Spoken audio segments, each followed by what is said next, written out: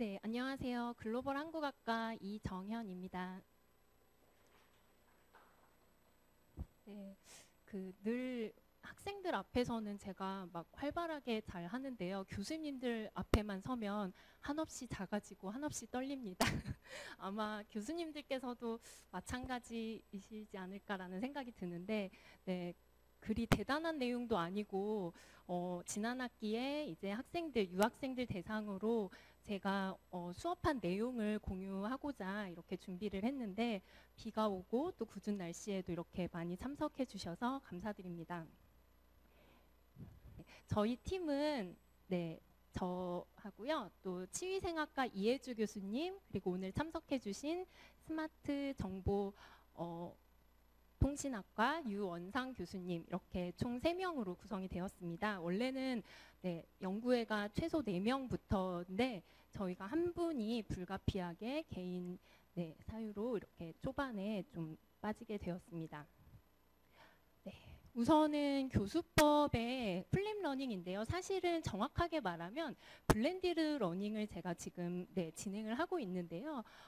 교수님들께서도 잘 아시다시피 기존에 우리가 강의식 교수법은 학생들을 좀 더 능동적으로 또는 적극적으로 참여하는데 많은 한계가 있었습니다. 그래서 학생들을 좀 더 비판적인 사고 능력이라든지 또 창의력이라든지 문제 해결 능력 같은 어떤 고차원적인 사고력을 좀 향상시키는 방법에는 무엇이 있을까라는 측면에서 좀 이런 강의식 교수법에는 많은 한계가 있었다라는 지적에 이제는 학습자들이 중심이 되어서 학습자 중심의 교수법이 이루어져야 한다라는 것에서 플립 러닝이 이제 대두하게 되었습니다. 그래서 이제 학습자가 강의실에서 교수자로부터 단순히 전달받는 지식에서 그치는 것이 아니라 미리 학습을 좀 하고 그리고 온라인에서는 좀 어느 정도 학습을 하는 거 그리고 이번에는 수업 시간에 무엇을 배우는구나 라고 학습자들이 좀 인지를 하고 또는 토론이나 과제 심지어는 필요에 따라서는 퀴즈 같은 활동을 해서 학교 내, 즉 우리가 강의실에서는 좀 더 적극적이고 능동적으로 수업에 참여하도록 하는 방법입니다. 잘 아시겠지만 이 방식을 채택한 교수 학습 환경에서는 학습자들은 이제 활동에 필요한 다양한 지식을 사전 학습에 통해서 스스로 충분히 이제 내재화하고 이제 수업에 참석을 하게 되고요. 강의실에서는 좀 더 확장된 지식 그리고 활동을 능동적으로 하면서 수업을 참여를 하게 됩니다. 이러한 수업 방식은 학습자들을 좀 더 중심으로 이제 교육을 실현할 수 있다라는 데 의의가 있고 또 강의 시수의 제약으로 인해서 실제로 우리가 강의 시간 내에 많은 지식 또는 정보를 학생들에게 교수하지 못하는 그런 한계점을 충분히 극복할 수 있는 그런 장점이 있습니다. 네, 본 연구에서 저희가 살펴보고자 한 거는 이 학업 탄력성인데요. 학업 탄력성이라는 거는 이제 좀 우리가 문제가 생기거나 좀 역경의 상황에 부딪히게 되면 간혹 학생들이 포기하는 경우가 있습니다. 그러면 그런 상황에서도 이 학생이 과연 끝까지 목표에 성취할 수 있는가를 살펴보는 게 바로 학업 탄력성입니다. 그러니까 쉽게 말해서 학습자들이 어떤 그런 고난과 역경의 상황에서 내가 어떻게 대처하는가를 좀 살펴보고자 하는 건데요. 역경의 상황에서도 학업 성취가 높고 또 학교 생활에 높은 동기라든지 흥미를 가지고 교내의 어떤 규범을 성실하게 잘 따르는 그런 능력들을 말을 합니다. 그래서 국내에서 이 관련된 연구들이 빈곤 청소년을 대상으로 한 연구가 있었고요. 알코올 중독자 가족 자녀에 대한 연구, 또 적응 유연성과 영적 안녕이나 부모 애착에 관한 연구, 또 학교 적응 유연성에 따른 전문계 여고생의 삶의 태도를 빈곤 학생을 중심으로 한 연구 등등이 최근에 이루어졌습니다. 그래서 저희 연구는요.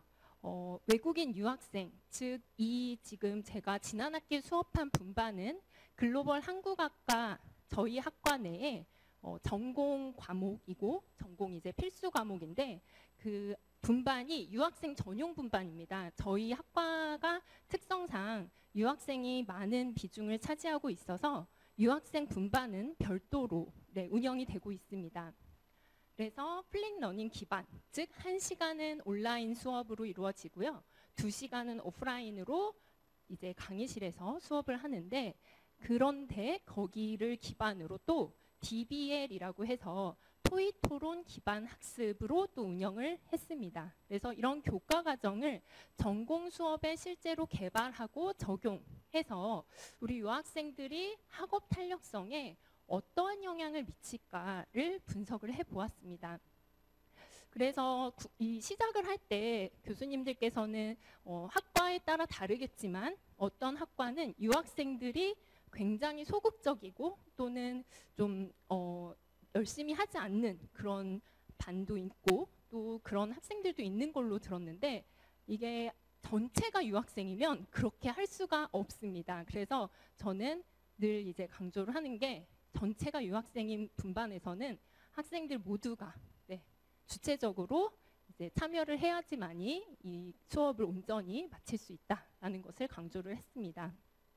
그래서 토익 토론 이 교수법은 이제 교수자들에게 실제로 어떠한 도움과 안내를 줄 수 있는지를 좀 고민을 했고요.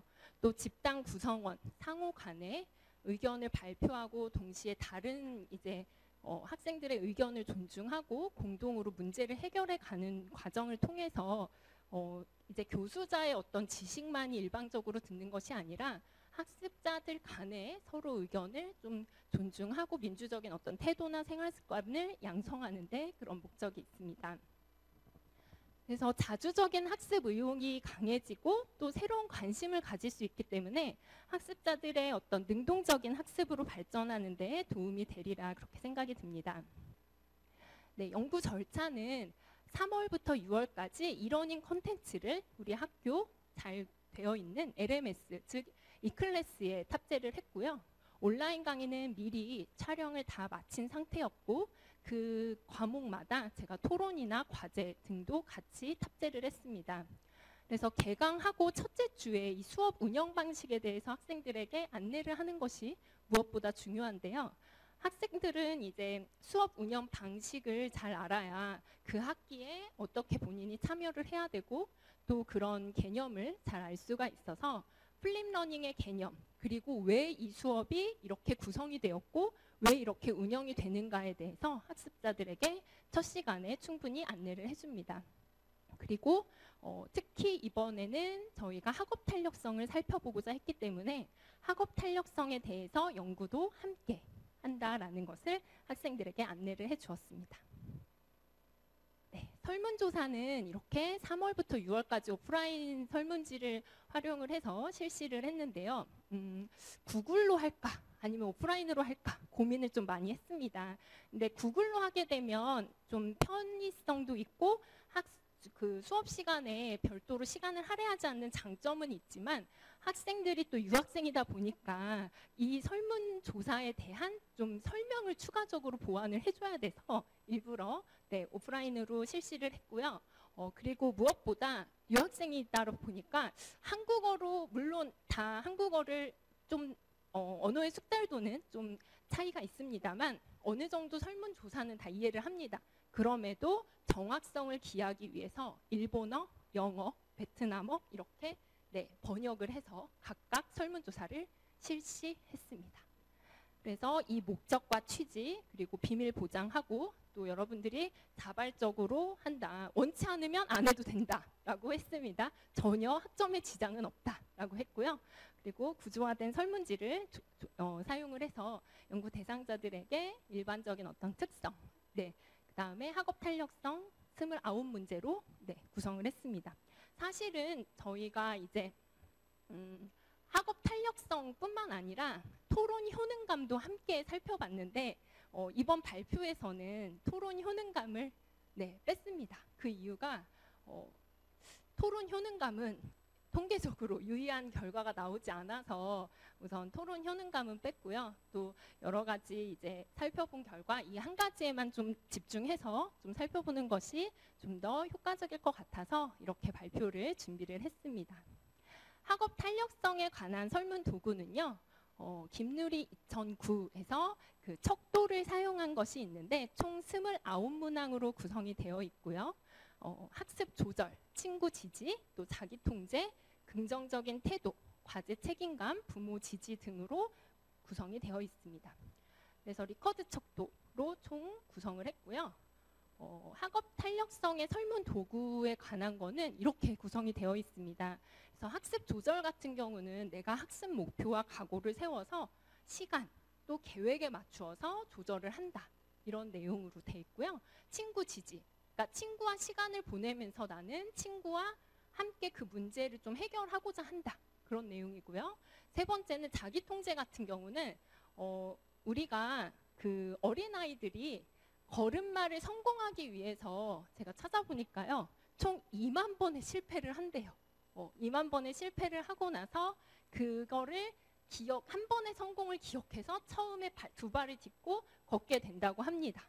네, 그만큼 우리가 성공했던 그 기억과 경험이 매우 중요하다라는 걸 의미를 하는데요. 그래서 성공했던 그 경험과 감정을 떠올리면서 학생들이 본인의 어려운 상황을 이것도 내 일부다. 네, 이렇게 받아들이고 그 시험 후에 해방감을 느끼는 그런 내용이 바로 자기 통제가 해당이 되겠습니다. 그리고 네 번째는 긍정적인 태도입니다. 나는 지금 나 자신을 믿고, 다른 말로 표현을 하면 자존감이라고 할 수 있겠죠. 자존감이 높고 나는 지금 행복하다. 이렇게 생각을 하고 또 공부에 무엇보다 자신감을 가지고 좌절감을 느껴도 쉽게 이제 포기하지 않는 그런 내용이 되겠습니다. 그리고 다섯 번째는 과제 책임감인데요. 주어진 과제를 내가 끝까지 포기하지 않고 목표를 성취해내고 남에게 미루지 않고 묵묵히 해결하는 그런 모습이고요. 여섯 번째는 부모 지지입니다. 이제 우리가 보통 어려운 일이 있으면 집에 가서 부모님과 상의를 한다. 또는 부모님에게 따뜻한 격려를 듣는다. 또는 부모님과 나는 자주 대화를 나눈다. 네. 그리고 부모님이 나한테 거는 기대가 어느 정도여서 내가 그 기대에 부합하고자 노력한다. 이런 것들이 이제 부모 지지에 해당이 됩니다. 그래서 이게 대표적으로 영문으로 작성한 거를 발표 자료에 이제 탑재를 했고요. 이거에 대한 그 질문을 몇 가지를 좀 공유를 드리면, 예를 들면 나는 나 자신을 믿는다. 이런 것들이 있고요. 또 나는 새로운 학습 목표를 세워본다. 그리고 또 나는 친구들과 어울리는 시간을 갖는다. 또 힘든 학교 생활에서도 끝까지 주어진 일을 해낸다. 이렇게 해서 매우 그렇지 않다부터 해서 그렇다 또는 이제 보통이다, 약간 그렇다 이렇게 해서 총 5가지 리커드 척도로 진행을 합니다. 그리고 내 문제에 도움을 줄 친구를 찾는다. 뭐 이런 것들로 총 29문제로 구성을 했습니다. 네, 자료 수집은 그렇게 했고요. SPSS와 윈 23.0 프로그램을 이용을 해서 분석을 했고, 그리고 이것을 이제 통계적 유의적 수준도 이렇게 살펴봤습니다. 네, 그래서 그 DBL 교수학습 과정과 전략은 잘 아시겠지만 우리가 목표를 설정할 때 학생들에게 막연하게 알려주는 게 아니라 구체적으로 제시를 하는 것이 중요한데요. 제가 다음 장에서 그 수업의 일부 내용을 함께 이제 말씀을 드리면서 이거는 좀 하도록 하고요.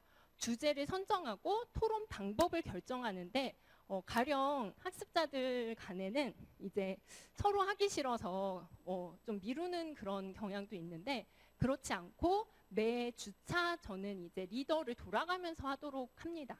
그러면 이제 원치 않아도 리더를 한 번쯤은 하게 되겠죠. 그래서 매 주차대로 돌아가서 무조건 한 번은 그 주차의 리더가 되는 거죠. 그리고 그 다음 주에는 또 다른 친구가 되고, 다만 그거를 뭐 앉은 순서에서 시계 방향으로 돌든 아니면 가위바위보로 짜든 각 모듈별로 그거는 각 기준에 맞추어서 하되, 어쨌든 한 명만이 뭐 조장의 책임, 무게를 느끼지 않고 모두가 좀 능동적으로 참여하도록 하는데 그런 좀 구체적으로 방법을, 가이드를 제시를 했습니다. 그래서 이렇게 정보 수집을 하고 또 토론을 실시를 하고요. 그 모니터링이라고 하는 거는 이때 교수자의 역할이 좀 중요한데요. 학습자들이 이제 토론하는 모습을 보면서 그냥 이렇게 가만히 있는 것이 아니라 협력자 또는 조언자, 네, 촉진자의 역할을 해야 한다라고 교육학에서 네, 제시가 되어 있습니다. 그래서 학습자들 간에 토론을 하는 거에서 좀 교수자가 너무 지나치게 개입을 하면 이 토론하는데 오히려 방해가 될 수도 있고 학습자들의 자신감을 또 잃을 수도 있기 때문에 질문을 하게 되면 그 질문에 대해서 다시 한번 제가 생각해 볼 수 있게 또다시 질문을 합니다. 그러니까 그것에 대한 명쾌한 해답을 주진 않는 거죠. 네, 그러면 학습자들이 그러면 그 관련된 좀 구체적인 질문을 하는데 그렇게 해서 좀 진행을 하고요. 그리고 결과 발표를 할 때 각 모듈별로 코멘트를 해주고 그게 바로 평가 피드백이 되겠습니다. 그 진행 과정은 마찬가지인데 그 도입 단계에서 학습자들에게 방법을 안내를 해주고 네, 방법 소개를 하고 교수자 설명을 할 때 저는 반드시 구체적인 저는 이제 문법론이다 보니까 네, 개념 플러스 예문을 늘 설명을 해줍니다. 그래서 그 개념과 예문 그리고 이것에 대해서 토론을 하는 이유에 대해서 반드시 이야기를 해줍니다.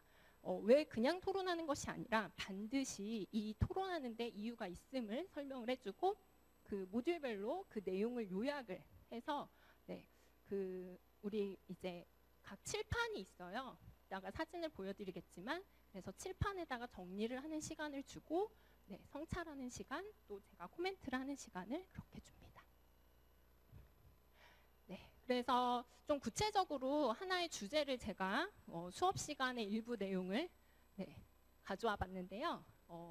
이렇게 그 문법론 안에서 문장의 연결관계나 시제와 상을 분석을 하는 게 있습니다. 그러면 이게 사실 이론상으로는 매우 딱딱하기도 하고 학생들이 굉장히 또 어려워하는 부분인데 이거를 좀 일상생활에 접목할 수 있는 방법을 제가 좀 고민을 했습니다. 그래서 문학작품, 뭐 시, 소설, 에세이, 희곡, 또 때로는 뭐 기사도 좋고요. 어떤 거든지 간에 두 개에서 가져오고 대신 원작에서 가져와라. 즉 이게 번역본이나 그런 게 아니라 원작에서 이제 작품을 가지고 오고 요약본이 안 된다는 것을 강조하기 위해서 원작에서 가져오도록 했고요. 그리고 가요는 이제 K-팝 가사 중에서 가지고 오는 겁니다. 그래서 나중에 발표를 할 때에는 이 부분을 이제 실제로 가요 같은 경우는 일부분을 노래를 듣게도 했습니다. 네, 그래서 이 예시는 제가 이강이동에 탑재를 했고 실제로 학생들이 이렇게 내주면 좀 어려워할 수가 있어서 네, 대표적으로 우리 한국 사람이라면 누구나 아는 메밀꽃 필 무렵의 소설에서 가지고 와서 이 문장 네, 산오리는 온통 메밀밭이어서 피기 시작한 꽃이 소금을 뿌린 듯이 흐뭇한 달빛에 숨을 막힐 지경이다. 이 문장이 복문으로 이루어졌고 또 접속문이고 이유 근거 관계로 이루어졌음을 설명을 해줍니다. 그리고 두 번째는 또 온 국민이 아는 국민소설이죠. 소나기, 황순원의 소나기 소설을 알려주면서 소녀는 개울에다 손을 잠그고 물장난을 하고 있는 것이다. 그래서 잠그고 부분에 복문이고 접속문이고 네, 시간 관계인데 여기서는 동시도 되고 순차도 된다라는 설명을 해주고 또 시제와 상 부분을 설명을 하면서 고있다 부분에 진행 관계임을 설명을 합니다. 그래서 문학 작품도 좀 이제 국민 소설이기도 하고 유학생으로서도 알아야 할 소설을 선정을 했고 또 실제로 한국어 교재에도 제시가 되기도 한 그런 소설로 선정을 했습니다. 그리고 네, 글로벌 스타이죠. BTS 노래에서 네, 유니버스라는 가요에 나 웃으며 너를 만나도 이것도 법문이자 접속문, 시간관계에서는 동시관계로 이루어졌다라는 것을 예시를 먼저 설명을 해주고 이렇게 준비하면 된다. 그리고 이것을 각 구성원별로 나누어서 모두 다 참여해서 해야 한다라고 설명을 했습니다. 네, 그래서 모듈별로 이제 활동 사진인데요. 여기를 보시면 그 수업 시간에 여기에 칠판에 각각 적어서 이렇게 찾은 거를 발표를 하고 여기서 이제 각 팀별로 제가 다니면서 네, 조금 만약에 전혀 방향을 못 잡았을 경우에는 그 방향을 좀 잡도록 제가 팀별로 다니면서 얘기를 해주었습니다. 네, 이렇게 결과물인데요. 저는 항상 이제 모듈별로 발표를 할 때 시간을 제약을 합니다. 왜냐하면 타이머를 딱 재요. 안 그러면 학생들이 시간을 무한정 할애를 하는데, 이 수업 시간은 단 한 명의 시간이 아니라 우리가 수업을 듣는 모든 수강생들의 시간이기 때문에 저는 좀 시간 개념을 철저하게 합니다. 그래서 타이머를 딱 재서 3분 내외라 그러면 2분 한 40초부터 울려요. 그러면 학생이 안 그래도 긴장했는데 그 알람 소리가 울리면 하다가 멈춰요. 그래서 아니다, 30초 할 수 있다. 저는 얘기를 해주고, 그래서 한 3분 30초 안에 다시 한번 마무리 알람까지 저는 정확하게 시간 체크를 합니다. 그리고 슬라이드 개수도 제한을 둬요. 3분이라 그러면 3장을 넘기지 말고 감사합니다 뭐 이런 거 빼라. 그리고 딱 이렇게 이름, 그 다음에 아까 얘기한 문학작품과 가사 이렇게 하고요. 그리고 이거는 좀 수업 시간에 흥미를 또 북돋기 위해서 K-팝 같은 경우는 미리 준비를 해서 그 부분을 이제 노래를 듣는 거죠. 그래서 같이 그 부분을 들으면서 또 아는 노래가 나오면 학생들이 굉장히 또 흥미로워합니다. 그래서 이 부분을 발표를 하면서, 물론 유학생이기도 해서 이게 100% 이제 맞히지 않고 또 틀린 경우도 있는데, 절대 틀렸다고 해서 학생들이 뭐 이거에 대해서 자신감이 상실되거나 그런 게 아니라 충분히 이렇게 제시를 할 수 있다.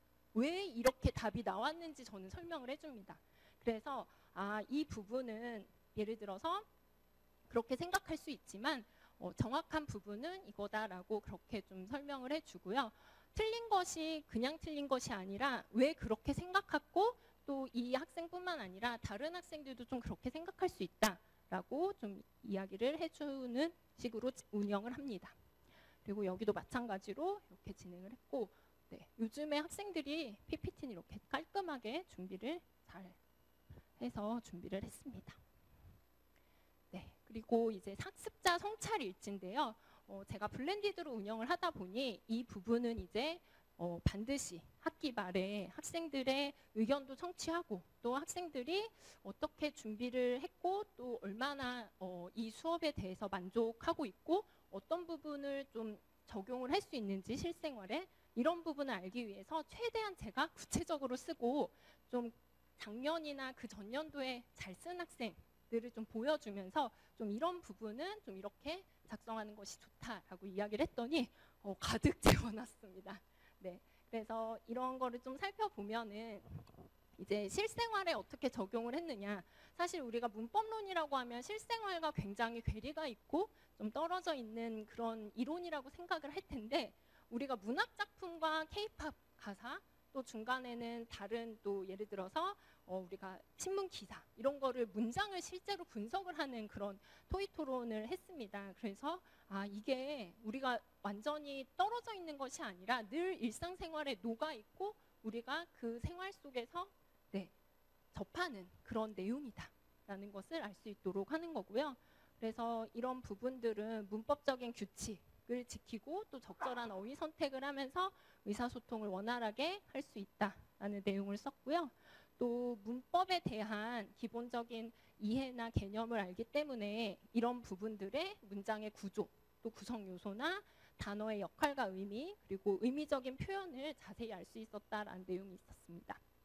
그리고 또 다른 친구는 이제 일상생활에서 작품이나 이런 것들 알고, 또 심지어 어떤 친구는 본인의 이제 경험을 얘기했는데요.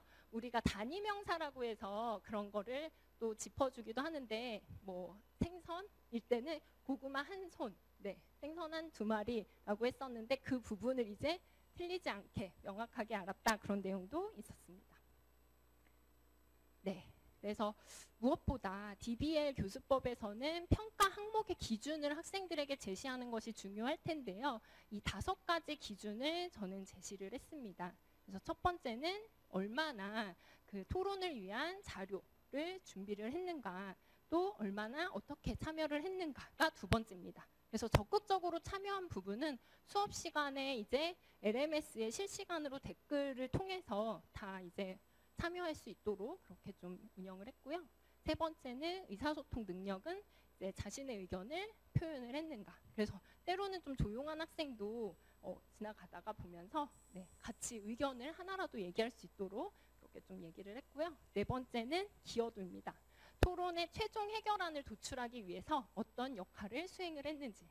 그래서 만약에 조장 한 명을 뽑는다면 이 기여도가 한 명에게 치우쳐질 수 있는데 매주 우리가 리더를 돌아가면서 하는 방법을 이제 제시를 했기 때문에 이 부분도 한 명만 이제 기여도의 점수에 들어가지 않는 그런 장점이 있을 수 있겠습니다.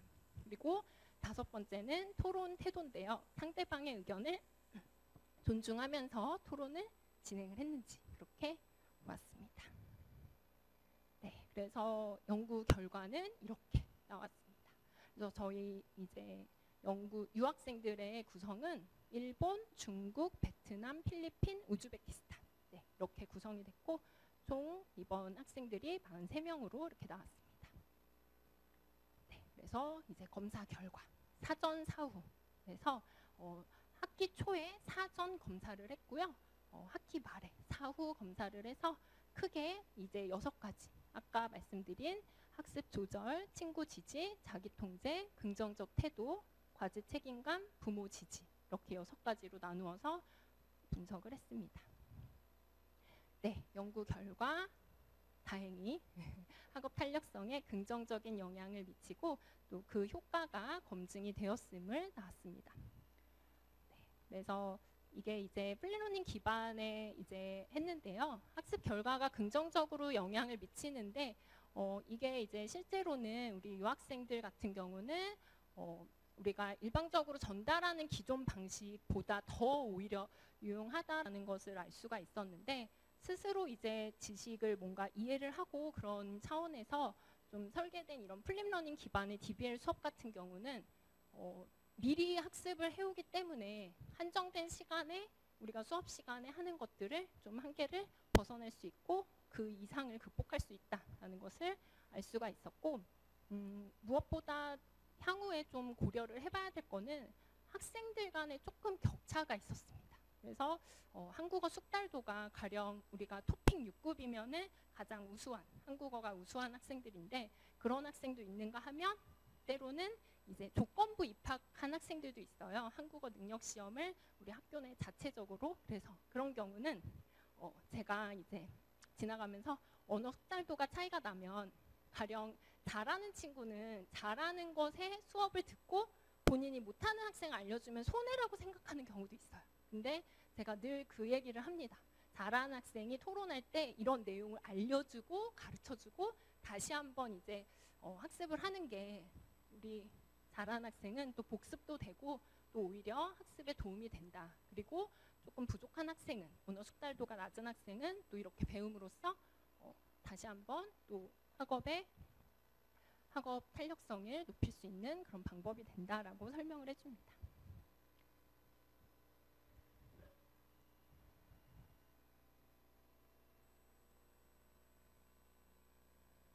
네, 마지막입니다. 그래서 지금 23년 올해 4월에요. 제가 또 관련 프로젝트를 하면서 이거를 조사를 했었는데 20만 명이 넘었습니다. 외국인 유학생이. 그래서 이거는 D2나 D4 비자, 다시 말하면 우리 소위 어학당에서 들어오는 비자 받는 학생하고요.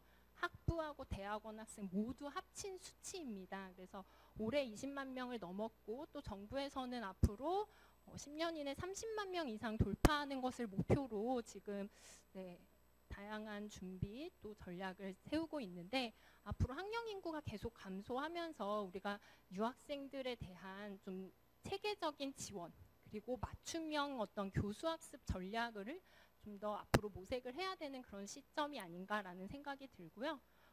외국인 유학생의 이런 적절한 비계 설정을 제공을 해서 학생 스스로 토론을 함으로써 이것이 내가 어떻게 내재화되고 또 미리 준비를 해서 반드시 이 수업에 참여해야 된다라는 것들을 하는 것이 중요할 것 같고 또 이 부분을 이제 좀 더 구체화해서 앞으로는 이제 DBL 수업 관련해서도 네, 다양한 전략으로 우리 유학생들의 만족도도 높이고 또 유학생 맞춤형의 네, 교수학습법으로 계속해서 연구를 해 나가야 할 것 같습니다.